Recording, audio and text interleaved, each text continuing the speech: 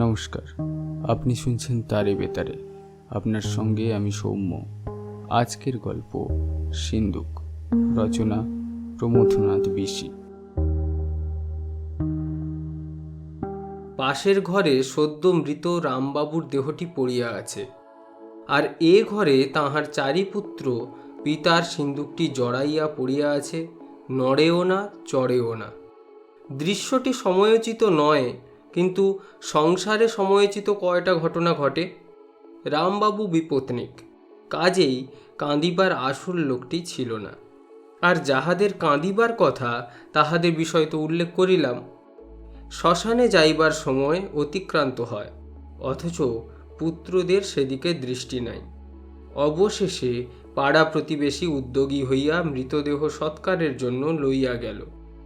পিতৃশোকাতুর পুত্রেরা পৈতৃক সিন্দুকটি বুকে জড়াইয়া মৃতবৎ পড়িয়া রহিল। বিচক্ষণ পাঠক ইতিমধ্যে নিশ্চয় বুঝিতে পারিয়াছেন যে সিন্দুকটি সামান্য নহে। বাস্তবিক সিন্দুকটির একটু ইতিহাস আছে, অথবা সিন্দুকটি ইতিহাস। সেই ইতিহাসই এই কাহিনীর বর্ণনীয়। রামবাবু গ্রামের মধ্যে ধনী। তাহাকে গাঁয়ের লোক মানে, 5 গাঁয়ের লোক চেনে। 10 গাঁয়ের লোকে ধনীর দৃষ্টান্ত নিতে হইলে এক বাক্যে রামবাবুর উল্লেখ করে। কিন্তু রামবাবুর ধনের মূলে কি নিশ্চয় করিয়া কেহ জানে না। তালুক মুলুক জমিদারি নাই, ক্ষেত খামার জমিজমা যাহা আছে তাহাতে সংসার চলে, কিন্তু সংসারে ধনী নাম অর্জন চলে না। ব্যবসা বাণিজ্য রামবাবুর নাই, লগ্নি কারবার বা তেজারতি আছে বলিয়াও কেহ জানে না। এছাড়া বাকি থাকিল পৈতৃক ধন আর গুপ্তধন। ও দুটির বিষয়ে অনুমান চলে, প্রমাণ চলে না। কিন্তু পরের ধন সম্পর্কে অনুমান যেমন সচল, প্রমাণ তেমনি অচল। কাজেই বিনা প্রমাণে রামবাবুর ধনখ্যাতি ব্যাবিলনের শূন্যদানের মতো সকলের বিস্ময় ও বাহবা উদ্রেক করিয়া বিরাজমান। শূন্যদানের ফুলগুলি এত উচ্চে বিকশিত যে স্বভাবতই তাহাকে কল্পবৃক্ষ বলিয়া ভ্রম হয়। কিন্তু এতৎসত্ত্বেও সত্যের খাতিরে বলিতে হয় যে রামবাবুর কোনো ধন ছিল না বলা চলে না। তাহার মূল ধন ওই সিন্দুকটি। বাস্তবিক এত বড় সিন্দুক একালে দেখা যায় না, সেকালেও কদাচিৎ দেখা যাইত। এই সিন্দুকের তুলনা দিতে হইলে এক সিন্দবাদের বিখ্যাত সিন্দুকটি ধরিয়া টান দেওয়া ছাড়া উপায় নাই। প্রকাণ্ড লোহার সিন্দুক ঘরের আধখানা জুড়িয়া বিরাজ করে, মোটা মোটা লোহার পাত দিয়া আগা গোড়া জড়ানো। ভিতরে 5-7টা লোক অনায়াসে গুঁড়ি মারিয়া বসিয়া থাকিতে পারে। আর তালাটাই কত বড়, একটা মানুষের আস্ত মাথার মতো। সিন্দুকের সারা গায়ে সিঁদুর আর চন্দনের দাগ, কত বছরের পুরাতন, কত বিচিত্র রকমের চিহ্ন। এই সিন্দুকটি যে রামবাবু কি সূত্রে পাইয়াছিলেন লোকে জানে না, খুব সম্ভবত পৈতৃক সূত্রে প্রাপ্ত। গ্রামের বৃদ্ধদের মুখে শুনিতে পাওয়া যায়, গ্রামের নদীটি যখন সচল ছিল, সে বহু বছর আগেকার কথা, তখন নদী দিয়া বড় বড় পালরি নৌকা যাতায়াত করিত। তখন নবাবী আমল। একবার ঢাকা হইতে মুর্শিদাবাদগামী একখানি নবাবী বজরা ঝড় উঠিয়া এখানে নদীর বাঁকে ডুবিয়া যায়। সেই নৌকায় নাকি মোহর ভরা এই সিন্দুক ছিল। রামবাবুর কোনো পূর্বপুরুষ জল হইতে এই সিন্দুকটি উদ্ধার করিয়া বাড়ি লইয়া আসেন। সেই হইতেই তাহার ঐশ্বর্যের সূত্রপাত। অন্যান্য কিংবদন্তির মতো হয়তো এ ঘটনাও সত্য নয়। বিশেষ রামবাবুর অতীত বা বর্তমান ঐশ্বর্যের কোনো প্রত্যক্ষ প্রমাণ নাই, কিন্তু গাঁয়ের লোকে এত তলাইয়া বোঝে না। সিন্দুকটাই কি যথেষ্ট প্রমাণ নয়? গ্রামের মধ্যে যাহারা সূক্ষ্ম হিসাবী, তাহারা সিন্দুকের ঘনফল কষিয়া বহুবার বহু রকমে হিসাব করিয়াছে। মোহর ভর্তি হইলে কত, টাকায় ভর্তি হইলে কত, আর কোম্পানির কাগজ ঠাসা হইলেই বা কত মূল্য রামবাবুর ঐশ্বর্যের। আর এমন হওয়াও বিচিত্র নয় যে সিন্দুকটা শূন্য। তাহা হইলে তো রামবাবুকে ঐন্দ্রজালিক বলিতে হয়। শূন্য সিন্দুকে এরূপ খ্যাতির পূর্ণতা। ঐন্দ্রজালিকেরও মায়া বিস্তারের জন্য একখানা শুষ্ক হাড়ের প্রয়োজন হয়। রামবাবুর গ্রামের নাম জোড়াদিঘি। জোড়াদিঘিতে একবার পরপর ডাকাতি শুরু হইল। ডাকাত অন্য গ্রামের। জোড়দিঘির লোক অতিষ্ঠ হইয়া উঠিল, কিন্তু ডাকাতের সঙ্গে পারিয়া উঠিবার উপায় নাই। তাহাদের বন্দুক আছে, ঢাল সড়কি আছে। এসব না হইলে ডাকাতের দলকে বাধা দেওয়া সম্ভব নয়। কিন্তু টাকা কোথায়? তখন গাঁয়ের লোক কাঁদিয়া আসিয়া রামবাবুর পায়ের উপর পড়িল, বলিল, কর্তা, আর তো সহ্য হয় না, একবার সিন্দুকটা খুলে কিছু বের করুন, দুশ্মনদের আমরা দেখে নিই। রামবাবু সব শুনিয়া অনেকক্ষণ ভাবিয়া একটা খড়কে দিয়া দাঁত খুঁটিতে খুঁটিতে চিবাইয়া চিবাইয়া বলিলেন, তাহলে সিন্দুক খুলতেই হলো দেখছি। গাঁয়ের লোক আশ্বস্ত হইয়া ফিরিয়া গেল, কিন্তু সিন্দুক খুলিবার আর প্রয়োজন হইল না। যে কারণেই হোক ডাকাতি বন্ধ হইয়া গেল। গ্রামের লোক নিজেদের মধ্যে বলা বলি করিতে লাগিল, দুশ্মনেরা খবর পেয়েছে যে কর্তা এবারে সিন্দুক খুলবেন। সিন্দুকের নামেই দুশ্মনদের এমন ভয় জানিয়া গাঁয়ের লোকে খুব একচোট হাসিয়া লইল। সিন্দুকের উপরে তাহাদের আস্থা বাড়িয়া গেল। আর একবারের কথা, বন্যা হইয়া ক্ষেত খামার ভাসিয়া গেল। লোকে রামবাবুর কাছে আসিয়া বলিল, কর্তা, সিন্দুক না খুললে তো প্রাণে মরি। রামবাবু বলিলেন, সে কথা ঠিক, এরকম ক্ষেত্রে সিন্দুক না খুললে আর কবে খুলব? কিন্তু খুলিবার প্রয়োজন হইল না। দু একদিনের মধ্যেই চাউল ও বস্ত্র বিতরণের জন্য সদর হইতে লোক আসিয়া উপস্থিত হইল। রামবাবু সকলকে শুনাইয়া শুনাইয়া বলিলেন, না, এরা আমাকে খরচ করতেই দেবে না দেখছি। সকলে বলিল, দুঃখ করবেন না হুজুর, অসময়ের জন্য আপনার সিন্দুক থাক। রামবাবু দাঁত খুঁটিতে খুঁটিতে বলিলেন, তোমরা যখন চাইছ তাই থাক।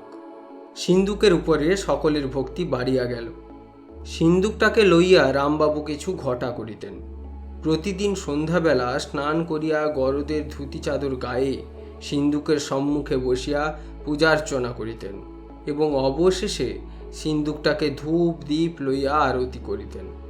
অক্ষয় তৃতীয়ার দিনে সিন্দুকটাকে বটের পল্লব দিয়া সাজাইতেন, আর বিজয়া দশমীতে সিন্দুকটিকে আগাগোড়া সিঁদুর ও চন্দন দ্বারা আলিম্পিত করিতেন। বাড়ির চাকর বাকর ও আত্মীয় পরিজন মুগ্ধ বিস্ময়ে কর্তার কাণ্ড দেখিত। এই আবহাওয়ার মধ্যে রামবাবুর পুত্রগণ বাড়িয়া উঠিতে লাগিল। তাহার 4 পুত্র। পুত্রেরা বয়প্রাপ্ত হইয়াই বুঝিতে পারিল ওই সিন্দুকটাই তাহাদের পরিবারের হৃৎপিণ্ড। বয়স বাড়িবার সঙ্গে সঙ্গেই তাহাদের গতিবিধি সিন্দুকের কাছে ক্রমেই সন্দেহজনক হইয়া উঠিতে লাগিল। রামবাবু দেখিতে পাইলে বলিতেন, ওদিকে না, যাও পড়োগে। পুত্রেরা ছুটিয়া পালাইত।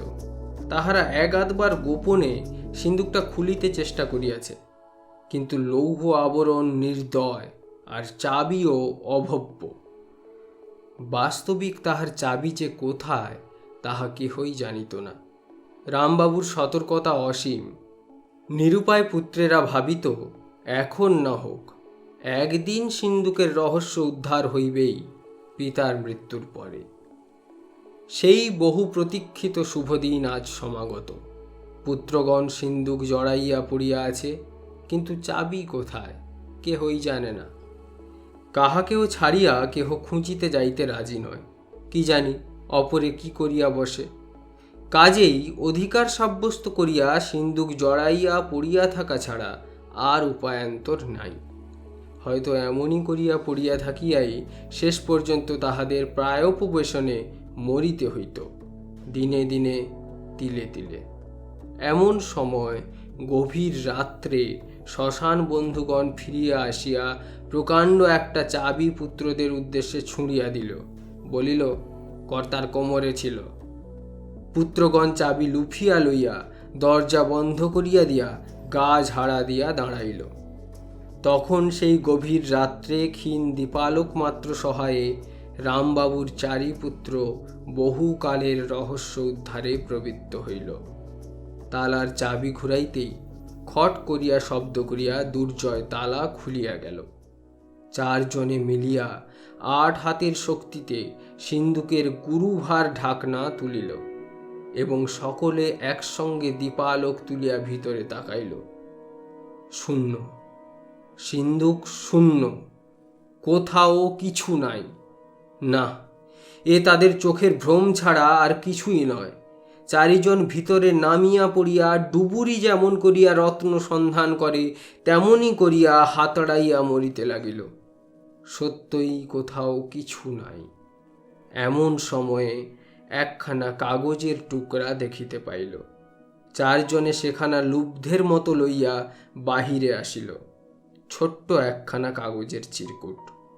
দীপালোকে দেখিল তাহাতে পিতার হস্তাক্ষর। 4 পুত্র একসঙ্গে 4 কণ্ঠস্বরে তাহা পাঠ করিল।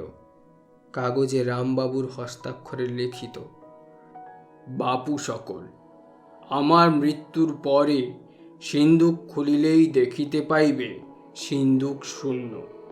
সিন্ধুক যেমন আমার অদৃষ্ট তেমন, 2 শূন্য, কিন্তু বুদ্ধি একেবারে শূন্য নয়। দেখো না, সিন্ধুক লইয়া কেমন আসর জমাইয়া গেলাম। এখন তোমরা যদি বুদ্ধিমান হও তবে ইচ্ছা করিলে আমার সুনাম ও ধনগৌরব বজায় রাখিতে পারো। তোমাদের কাজ শুধু ধনাপবাদ পরিপাক করা। সব অপবাদের প্রতিবাদ করিবে, কেবল ধনাপবাদ ছাড়া। তুমি যে ধনী, অপরের এই বিশ্বাসই প্রকৃত ধন। ইহাকে রক্ষা করিতে সামান্য একটুখানি বুদ্ধি ও কাণ্ডজ্ঞান ছাড়া আর কিছুই প্রয়োজন নাই। প্রমাণ আমার সিন্ধুক। তোমরা ধনী, অপরের মনে এই বিশ্বাস আমি স্থাপন করিয়া গেলাম। ইহাই তোমাদের একমাত্র পৈতৃক সম্পত্তি। এখন ইহাকে রক্ষা করা বা না করা তোমাদের দায়িত্ব। পিতার কর্তব্য আমি পালন করিয়া গেলাম। ইতি নিঃস্ব কিন্তু ধনাপবাদগ্রস্ত পিতা। 4 পুত্র পিতার পত্র পড়িয়া মূঢ়ের মতো বসিয়া নীরবে চুল ছিঁড়িতে লাগিল। কেবল জ্যেষ্ঠের মাথায় সুবৃহৎ টাক বলিয়া সে কনিষ্ঠের চুল ছিঁড়িতে লাগিল। ধনতত্ত্ব সম্বন্ধে চরম কথা রামবাবুর পত্রে থাকা সত্ত্বেও পুত্রদের মনে পিতার সম্বন্ধে যেসব অব্যক্ত ভাব উদিত হইতে লাগিল তাহা প্রকাশ না করাই শ্রেয়। কারণ জগতে এখনও পিতৃভক্ত পুত্রের অভাব ঘটে নাই। শুনলেন আজকের গল্প সিন্ধুক, রচনা প্রমথনাথ বিশি। গল্পটি যদি ভালো লেগে থাকে তাহলে লাইক করবেন, শেয়ার করবেন এবং চ্যানেলটিকে সাবস্ক্রাইব করবেন। ধন্যবাদ।